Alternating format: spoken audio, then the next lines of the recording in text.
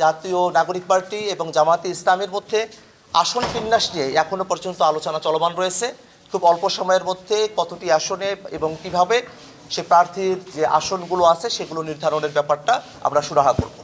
আপনারা জেনে থাকবেন, সংস্কার বাস্তবায়ন করা, বিচারকে দৃশ্যমান করে তোলা এবং দুর্নীতিমুক্ত আধিপত্যবাদ মুক্ত এক বাংলাদেশ গড়ার স্বার্থে জাতীয় নাগরিক পার্টি এনসিপি এবং জামায়াতে ইসলামী নেতৃত্বাধীন ৮ দলীয় জোটের সঙ্গে সামনের ত্বরিত জাতীয় সংসদ নির্বাচন এর যে বৈতরণী সেটা পাওয়ার হওয়ার ক্ষেত্রে আমরা একত্রে একটা সিদ্ধান্ত গ্রহণ করেছি এবং একত্রে আমাদের নির্বাচনী যে কার্যক্রমগুলো আছে সে জায়গাটা আমরা পাড়ি দিতে চাই।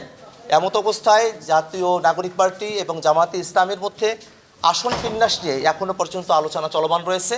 খুব অল্প সময়ের মধ্যে কতটি আসনে এবং কিভাবে সে প্রার্থীর যে আসনগুলো আছে সেগুলো নির্ধারণের ব্যাপারটা আমরা সুরাহা করব। জেনেক্সে শিফট করো, লাইফকে লিফট করো।